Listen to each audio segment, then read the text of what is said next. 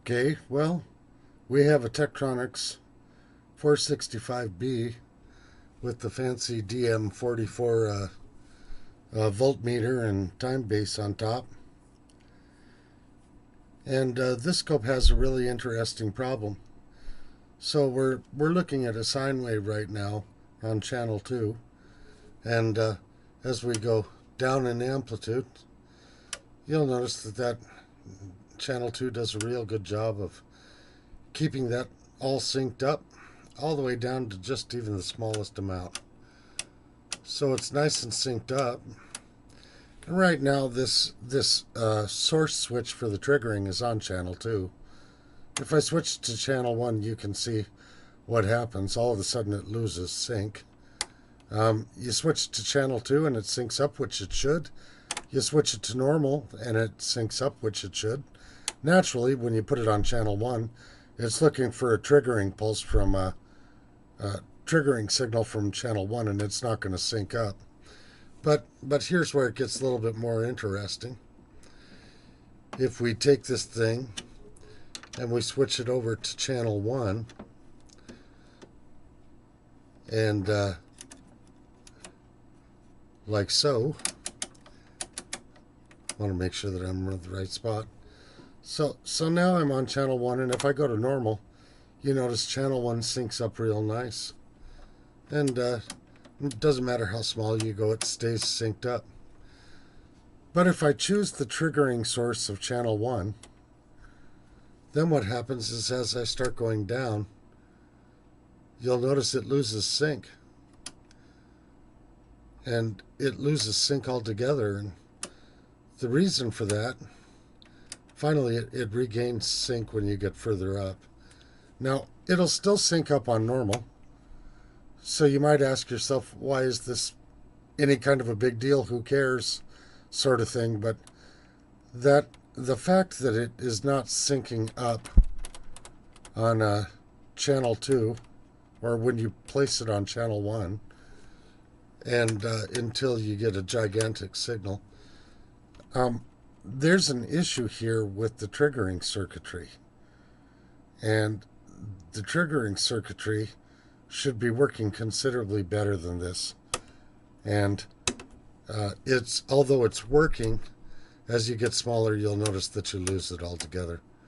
So the trigger pulse coming out of channel 1 apparently is not good enough. Now, this has another manifestation that's a little bit of a worse situation. And that is, if I put this thing on XY, you'll notice that I don't have a dot in the center of the screen. And no matter how I adjust the controls, I can't get the dot in the center of the screen. Now, if I press the beam finder, you see the dot over there. And I can move the dot the smallest amount from left to right. And I can move the dot a whole bunch up and down. Well, the reason for that is because channel 2 is working real good, but channel 1, the same signal that goes to the trigger, is the signal that goes to the XY. This dot you should be able to move this dot right into the center of the screen.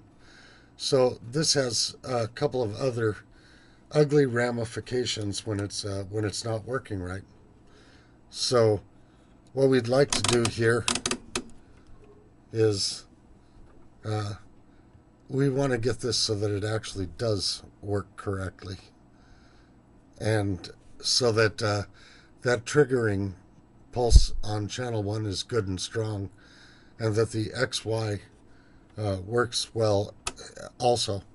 So you'll notice that as we go down in amplitude just a little bit, that channel 1 loses sync altogether. So I think that there are some things that we can learn from that when we look at the schematic diagram, and we'll take a look at the schematic diagram and see what exactly could be causing that. Because for all practical purposes, the vertical amplifier in this is working just fine. What isn't working fine is the pickoff from the vertical amplifier that goes to the trigger. So we want to be able to sync this up the way that it's supposed to be synced up, and we want to get our XY back. So we're going to take a look at the schematic next, and we'll see what kinds of things have to happen to make that work. There's going to be a bit of troubleshooting involved here, but I think that we can minimize it just by looking at the symptoms of the issue. We can do a little bit of diagnosis. So here is the schematic of channel 1 and the vertical section. Now you can see that over here the signal comes in. It runs through this set of attenuators, and then here it says out to Q1297A. And over here is Q1297A. And then you can kind of see here that this whole thing goes into a differential amplifier. And onward it goes like this right out till it goes out the end. But the exception in this differential amplifier is kind of right in the middle of it, because that does not go out the end. This part right here in the middle, there's a takeoff off of Q1145 here that goes down. And it turns out that where that goes down to is a little extra circuit that does a couple of extra things. So if we really blow that up and we take a close look at it, here's what we can see. We can see that this line right here that comes from Q1125 goes to the channel 1 trigger signal. And moreover, it goes to the channel 1 x-axis signal. So we already know that we've got a problem right there. So the question is, is it Q1125, Q10004?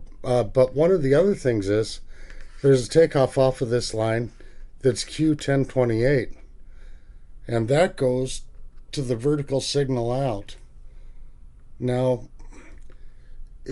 that transistor, you would think if something goes wrong with that, there wouldn't be a problem, but it could actually pretty substantially throw off the rest of this pickoff network. But Q1145, basically, that signal coming down through Q1038, going out here to the trigger signal, and then going out here to the channel 1 vertical out, and then the x-axis. One of the nice things about this is we can hook right up to that channel 1 vertical out, and we can take a look at the back of the oscilloscope and see if that's what that signal looks like. And they have waveform number 9 that they talk about on that. And if we go up a couple of pages, here's waveform number 9. It's 125 millivolts peak to peak. If you feed a 20 millivolt signal into channel 1 and set the volts per division at 5 millivolts per division. So I think we're going to go down and we're going to try that out and see what that looks like. And then maybe we can make some determinations on what we're going to do when we open this thing up. So at this point in time, we've fed a 20 millivolt peak to peak square wave into the channel 1 vertical amplifier and set the vertical amplifier for 5 millivolts per division. Now, the claim is that if you do that, waveform number 9 off of that schematic will read 125 millivolts peak to peak at the vertical output on the back of this oscilloscope. Now, I've plugged the vertical output from the back of the oscilloscope into another one of my oscilloscopes, and I'm going to take you over there real quick and we're going to take a look at it. This is the vertical output from the back of the oscilloscope, And I've got cursors on it, and you can see right there that that is a 16 millivolt peak-to-peak signal. And that signal should be 125 millivolts peak-to-peak. So unfortunately, it looks as though Q1125 is not the issue. And we'll have to go in and we'll have to take a closer look at this circuit and determine exactly what's causing that signal to be too small. And we'll be looking at the entire pickoff circuit there and determine what's going on with it. Well, you guys, maybe this is going to be the shortest video ever. You might see it right here. Some brute has been in here and they pushed this transistor over sideways and they pulled out one of the legs here. This is Q1028 and it is certainly directly in the area that we previously discussed. So I think I'm going to push that transistor back in and turn this thing on and say a little prayer. Maybe this repair is going to be really nice to me. Maybe something terrible is going to happen when I finally energize that transistor. I'm not sure. We'll find out. Well, unbelievably enough, that transistor was just pulled out. And now I've got this triggering off of channel 1. And as I reduce it,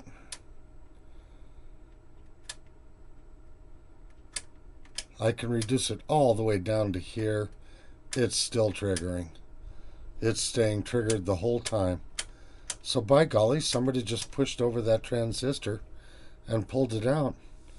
And we go to XY here. Should be able to get my my dot in the middle. Just a minute here. Let's turn that off. There we go. Have my dot pretty close to right in the middle of the screen like I want it. So my XY is working real good. And the triggering is absolutely fantastic. Not a thing wrong with it.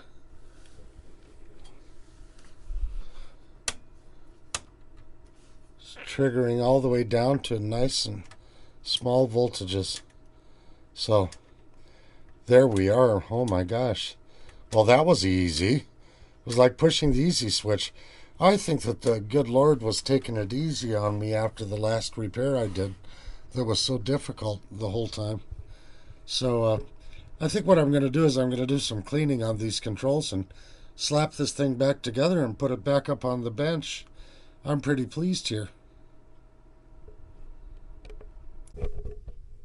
Well, sure enough, it was just that Q1028 here. Some ogre had gotten in here and pushed that over to the side, pulled one of the legs out. So that's all that was wrong with this thing, and now it's running just fine.